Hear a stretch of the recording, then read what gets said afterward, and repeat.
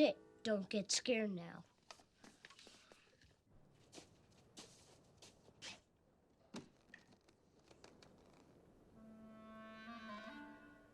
Hello.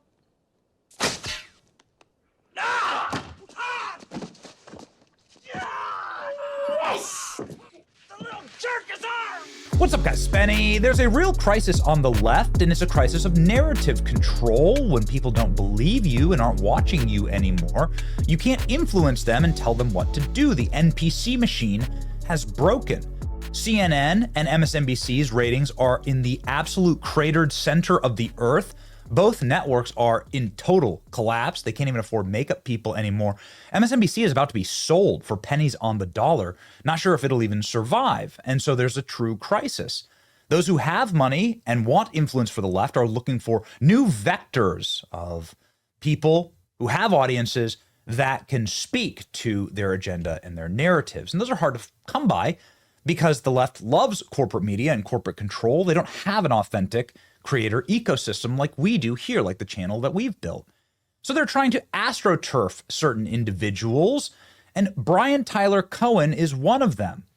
He's like Bizarro World Benny. He's like Timu Benny Johnson made inside of a factory where testosterone is illegal. Brian Tyler Cohen is one of these guys who I believe is totally astroturfed. He's fed his talking points, doesn't really have creative thoughts, and doesn't really have a magnetic personality or anything truly redeeming about him or what he does. But, you know, he toes the line for the party. And so they're saying, well, maybe he can be, you know, the next thing. We'll make sure we take all the money from MSNBC and we'll put it into Brian Tyler Cohen, right? And I got a chance to debate him last night. And so I thought, well, you know, here's a good opportunity to expose him as a fraud because, well, there are people who actually built what they have, and then there are people who are just trying to grift. And Brian Tyler Cohen's one of those dudes. And so I decided to start my debate, and this was on Chris Cuomo's show on News Nation, and by throwing a haymaker right at the bell. Chris Cuomo welcomes us onto the set, and I said, you know what? Brian Tyler Cohen, you were just featured on President Trump's Truth Social in a clip with Bill Maher, where Bill Maher is praising Donald Trump. This was posted by the White House's official rapid response, where Bill Maher chastises Brian Tyler Cohen and says, hey, listen, pal, we're not just going to like talk trash about Trump here. That's boring. Let's acknowledge that he's done some good things. And Brian does that to the horror of his audience, seeing him featured here on Trump's Truth Social. And so why not begin with this? Chris, I just want to say, Chris, and I want to congratulate Brian Tyler Cohen for making it onto President Trump's Truth Social in a clip with Bill Maher where he celebrates President Trump's resounding success in the economy and the tariff war. Welcome to the MAGA movement, Brian. Congratulations. I'm looking for I'm not responsible for anything that Bill Maher says, and Bill Maher wants to talk to me. I'm happy to listen. The opening punch there is to knock your opponent's heads off, right? To get them all wobbly. They don't know what to say next. Because, well, we had some receipts to bring up to Brian Tyler Cohen. We have a strategy here. It's called the dead chicken strategy. It's when you don't want your dog to kill chickens, old farmer terminology there. When you don't want your dog to kill chickens, you take the dead chicken and you tie it around its neck. And that chicken will rot and it'll be disgusting, and the dog won't eat chickens anymore because it'll have a very bad taste and smell and orientation to it. The point is that the dead chicken strategy is when someone's messed up, you hang it around their neck. You tie it to them and you make them own it.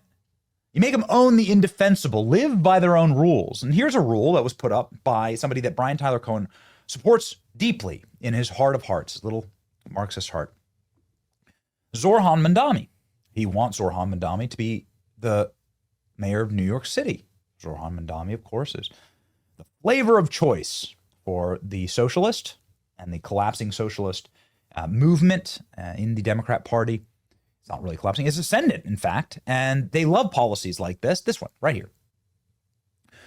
It'll collapse New York City is what it will do. But yeah, these people are gaining a lot of traction for policies like this. Shift the tax burden from overtaxed homeowners in the outer boroughs to more expensive homes in white neighborhoods. It's right there in black and white, I've highlighted it for you. You can see here that he's just planning on taxing white people more. Now, of course, this is patently illegal. It's immoral. It's unjustifiable. So let's make him own it. And that's exactly what we did. We humiliated Brian Cohen. So we asked about this policy that is available for anyone to see. That's the dude's website. He's also doubled down on it. And boy, I couldn't have scripted it better, man. Not only did he not know about the policy, or he was feigning ignorance, but then I got him to say, yeah, it's actually a good thing to tax white people because they're white. Oh, okay. Well, enjoy. Let me ask you a quick question. You're saying that I want to stoke a race war. Well, Zohran Mamdani, who wants to be the mayor of New York City and is the odds-on favorite mayor of New York City, Democrat candidate for mayor, says that he wants to tax white people more. Are you in favor of that, Brian? I don't even know what you're talking about. It doesn't even sound real. Campaign platform. This is wild. It's a campaign His campaign platform is to tax white people more than non-white people. What? No. Yes. In the awkward position of defending Zohran Mamdani, I'm going to go to break. But he didn't say tax white people more. He said we have to look to shift the tax burden to whiter neighborhoods that are more affluent and shift the burden from lower income benefits. Look, it didn't play well. Benny's right to jump on it, but I got to correct the record, even though I don't cover the race because my brother's in it.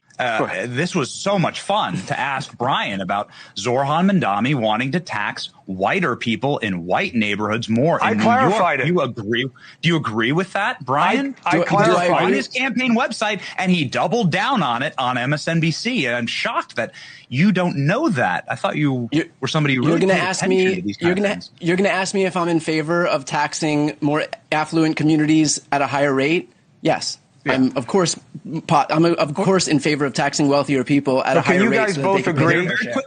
Very quickly, I'm glad that we got that. Fine, you're entitled to your opinion. I think that it's wrong, and the DOJ, Harmeet Dillon, who's in charge of the Civil Rights Division, has publicly said that that may be racist and may be criminal, but that's okay to admit that, Brian. Well, then let me ask you about this. Let me ask you this. Given the last, just really fast, since we're on Zohran Mamdani and Chris can't answer, on him. We're asked the question. I never even talk about him because my brother's running against him, Benny. In the wake of the shooting in New York, that the police should be defunded because he believes that they're not queer enough. Those are his exact words. And he mocked NYPD officers crying in their cop cars. Do you agree with that?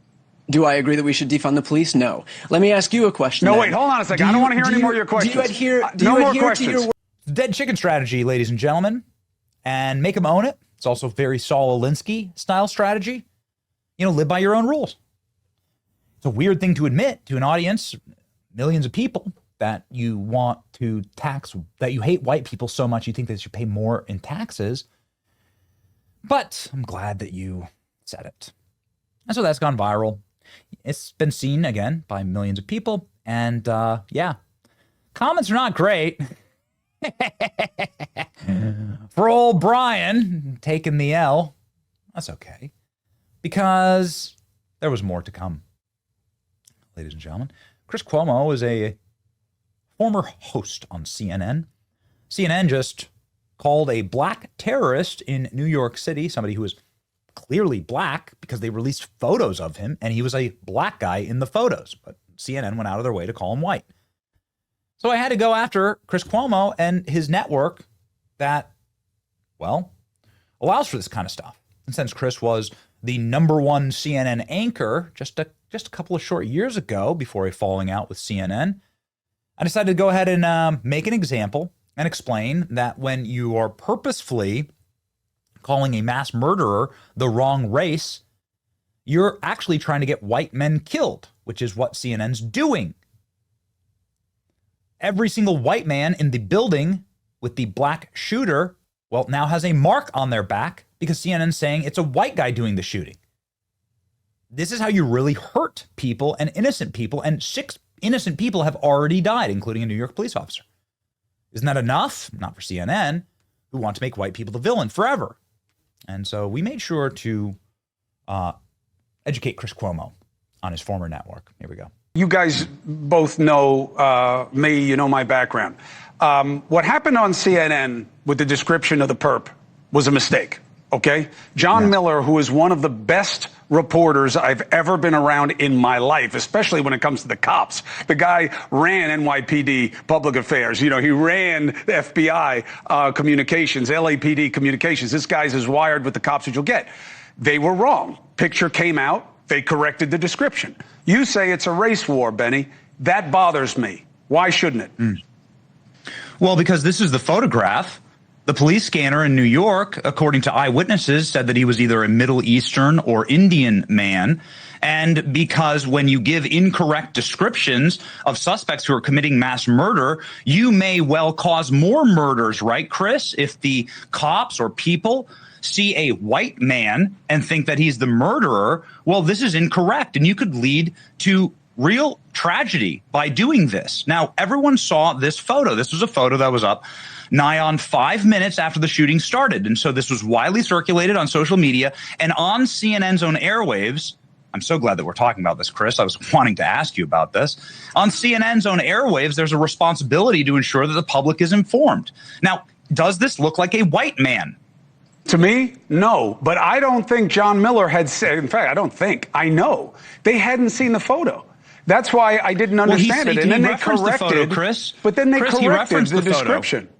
He says this photo's gone out to, if you watch the clip, and I have, right, you'll see that he tells Aaron Burnett that this photo has gone out to all the police officers, and he's describing who this individual is. This was widely circulated on social media. But Benny, you so if he's describing this photo, you have to assume he's talking about this photo. Benny, you said they no, want I'm no. I didn't say that. Hold on. I said that when you're doing something like describing an individual who's perpetrating a mass shooting, you should get the description correct because it could save lives. And I think that CNN has a responsibility I'm fine with to that. do Of course, the guy was, the guy didn't hurt anybody else. He was already dead. But CNN wants a race war, and they're begging to get it. He did kill 5 people. He killed 5 people, right? So I understand police that he did it, but I'm saying that that's not what it was about. I just feel like this is part of what I'm talking about, Brian, and we've talked about this before. In the end, got to stay calm. You're going into the arena, right? You're making sure that you are having your voices heard, but you know that it's, you versus Chris Cuomo and Brian Tyler Cohen. They probably agree way more than I would agree, right? And they're leftists, and all their producers are most likely leftists. And so you just got to be able to have one in the chamber every single time, right, that you're on, and come correct. So anyway, we hope we made you proud. Chris Cuomo tried to troll me at the very end of the segment by putting up the weightlifting bit that I did earlier in the week where I was trolling Eric Swalwell. And that also backfired because we proved that Brian Tyler Cohen, who doesn't know anything about Zorhan Mandami, also doesn't know anything about weightlifting. So, ends with a laugh. Here we go. I'm okay with it. I'm okay with it. Even though, Benny, I wasn't impressed with what you were benching the other day. Looked like lightweight, brother. Looked like lightweight. 265 is twice as much as Eric Swalwell was. You better look lightweight. I literally shoulder pressed that. There's a scandal online. There's a scandal now where there's elbows are way too out. You're going to hurt yourself, Benny. You're going to hurt yourself. Can Brian Tyler Benny, what are the orange plates? We'll do a bench off next time. There Benny, you go. The orange plates. What are the orange plates, man? Be well. I don't even know that was. Pounders. I don't even know what that was, Benny. But I have to get to Leland Vittert right now. Benny Johnson, thank you. Brian Tyler Cohen, thank you.